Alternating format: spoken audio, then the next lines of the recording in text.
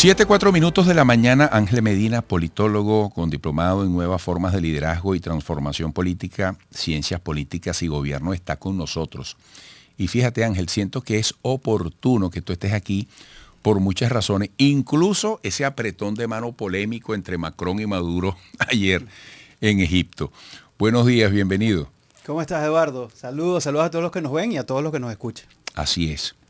Ángel, como joven político y al mismo tiempo con experiencia en la política, ¿cómo estás sintiendo el ambiente en este momento para un posible reencuentro en el esfuerzo de diálogo, de consenso, de acuerdos por Venezuela? Bueno, Eduardo, yo soy de los que creo que la situación, el sistema político que actualmente tenemos en Venezuela no nos está sirviendo ni a los venezolanos, ni le está sirviendo a la oposición, ni le está sirviendo al gobierno. O sea, no le está sirviendo a nadie. ¿El sistema político? El sistema político, sí, porque es un sistema político que durante mucho tiempo ha vivido de la polarización, durante mucho tiempo ha vivido el desconocer al otro, y durante mucho tiempo ha intentado uno barrer al otro, uno acabar al otro. Y la verdad es que hoy existimos unos y existen los otros. Y lo que no existe es una institucionalidad que nos permita encontrarnos. Así que yo soy de los que creo que hoy la mesa está servida, de verdad, para poder reconstruir el sistema político. ¿Por qué lo digo?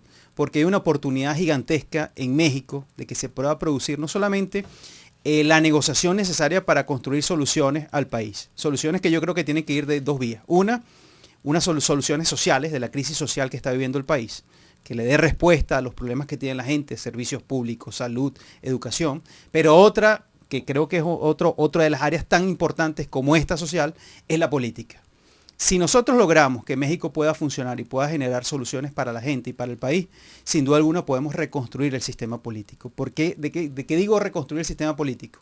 Tener primero espacios que nos permitan vernos, encontrarnos y así tengamos las enormes diferencias que tenemos, poder reconocernos. Poder decir, tú estás allá, yo estoy aquí, pensamos distinto, pero podemos construir algo mejor. Podemos construir algo que nos sirva a todos.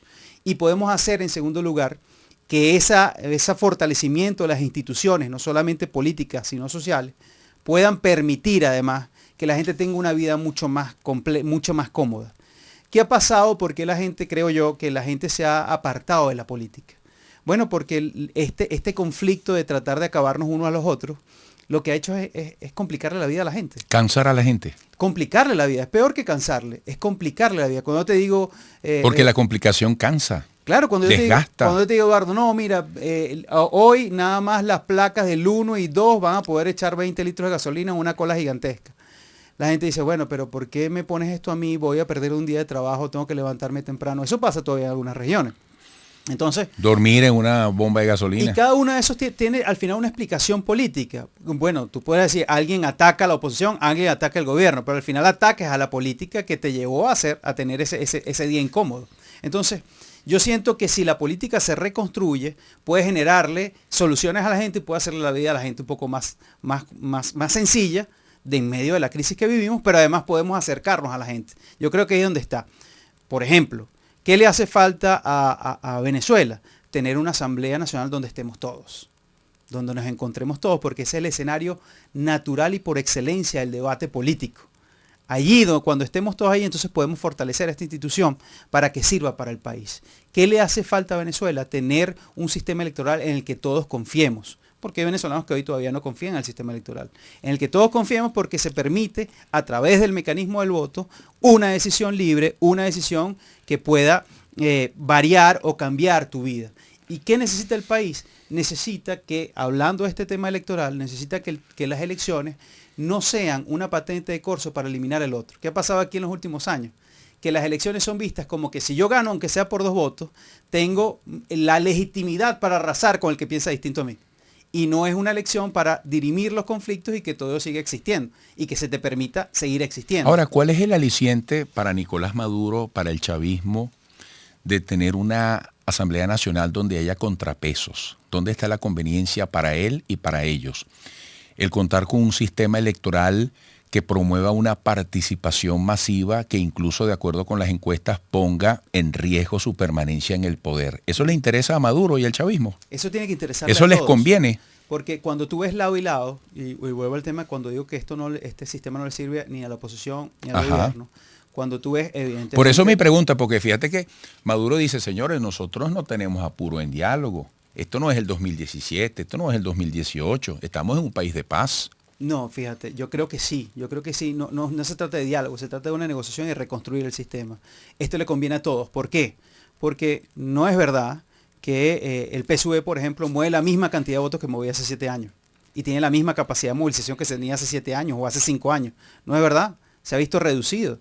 No es verdad que tengan capacidad real de poder integrarse a la comunidad internacional. Ayer vimos como un apretón de mano informal se transforma en una gran noticia cuando es algo normal. O sea, un presidente va a cualquier... Nuestro insólito universo. Porque eso es algo extraordinario en un país que se encuentra aislado del escenario internacional. Entonces, si eso no es una cosa que debería ser normal y hoy es extraordinaria porque termina siendo una situación anormal, eso te da cuenta de que si es necesario, todos los actores políticos necesitamos ayudar a reconstruir el escenario político, ayudar a tener una Asamblea Nacional para todos, ayudar a tener instituciones para todos, ayudar a fortalecer el mecanismo del voto para que sirva para todos los venezolanos, que los problemas se diriman a través del camino democrático, a través del camino institucional y que efectivamente podamos transformar nuestra lógica de que al final aquí, la oposición no ha podido destruir y desaparecer al gobierno y el gobierno no ha podido destruir ni desaparecer a la oposición. Y esa es la gran lección que tenemos todos. Si no hemos podido hacerlo es porque todavía existimos. Tenemos que convivir. Más que convivir, pues tenemos que buscar un espacio donde dirimir nuestras diferencias. Y esos espacios son los institucionales. El espacio del voto, el espacio de la asamblea, los espacios de los consejos municipales, los espacios de los consejos legislativos, los espacios de la gobernanza, de la gobernabilidad. Son espacios para dirimir nuestras diferencias. Siempre las vamos a tener.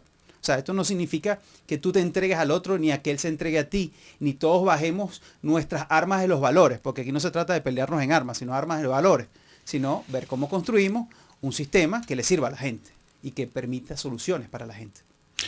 Vamos a la pausa y al regreso tendrás un buen tiempo relativamente para seguir desarrollando tu reflexión.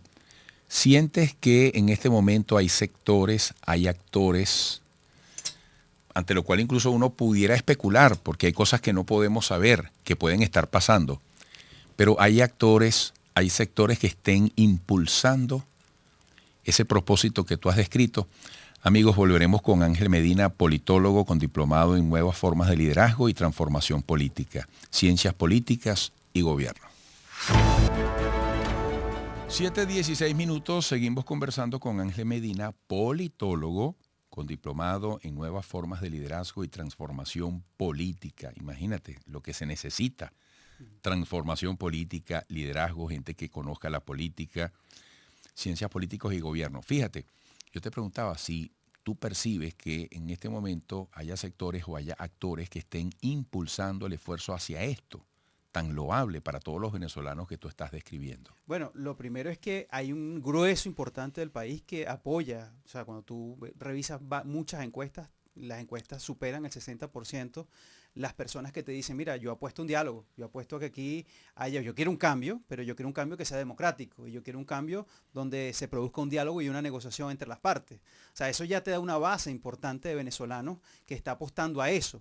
Y está apostando a eso, ¿por qué? Porque yo creo que Venezuela está movilizada hoy, pero no está movilizada como estaba movilizada hace algunos años, que estaba movilizada en la calle, en la protesta, etcétera, etcétera. No, los venezolanos hoy están movilizados en buscar construir un camino para ellos. Y para eso salen todos los días a movilizarse, a ver qué consiguen, a ver qué negocio montan, a ver qué actividad, qué actividad les permite avanzar. Y ellos sienten que ese esfuerzo tiene que garantizarles algún mínimo de calidad de vida.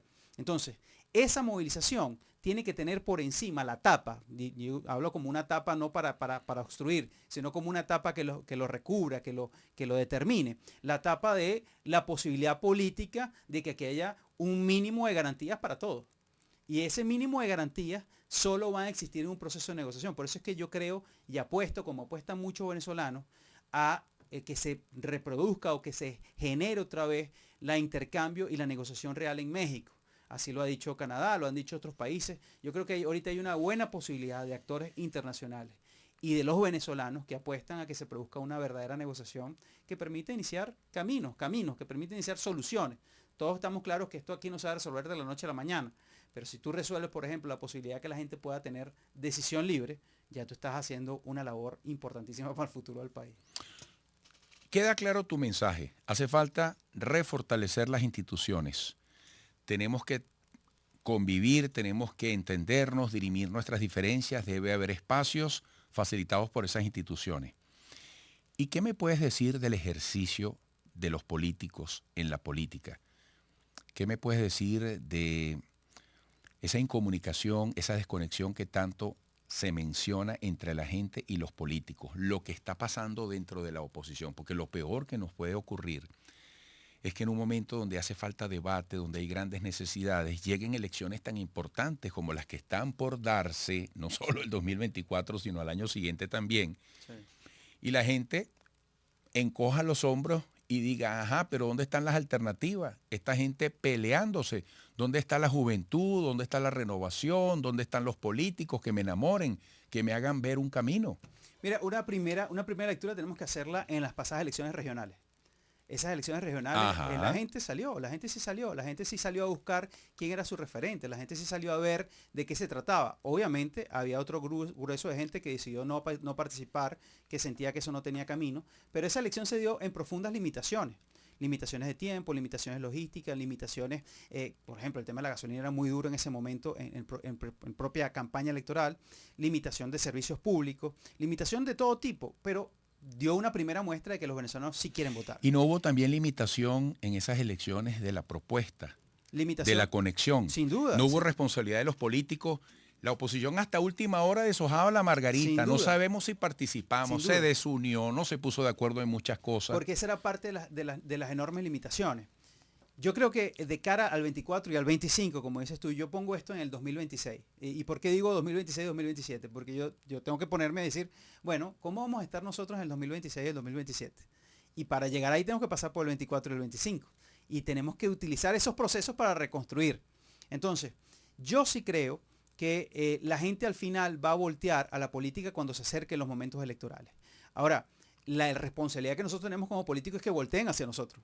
Ahí está la enorme responsabilidad. Y yo sí creo que aquí primero necesita orden, necesita ponernos de acuerdo. Pero tú no crees que la gente debería voltear a la política antes de las elecciones. La gente debería estar volteando siempre a la política. Yo creo que ya lo está haciendo poco a poco. Encontrando respuestas allí. Yo creo, Eduardo, que ya lo está haciendo ¿Tú crees? Poco a poco. Sí, ya poco a poco. ¿Dónde lo ves? ¿Cómo lo ves? Ya poco a poco se siente otra vez un retorno a que tú ves en los amigos, en los hogares, ya vuelve otra vez poquito a poco, no es que una cosa que se toma el espacio, pero poco a poco el debate político. ¿Tú crees? Sí, yo creo que la gente poco a poco va a voltear. A mí la semana pasada me dio una campanada, oye, me estremeció un señor que me dice, mira, ya en las conversaciones no hablamos de política. Sí. Y yo dije, oye, de verdad que no había caído en cuenta de eso. Sobre todo una sociedad que es tan politizada. Pero tú dices que la gente está otra vez debatiendo de política y eso. ¿Tú estás seguro de eso? Por lo menos para quejarse. Y lo está haciendo. No, repito, no es que ocupa el 100% de las conversaciones como lo hacía hace algunos años. Creo que poco a poco va a volver a entrar porque poco a poco se va acercando la fecha del 2024.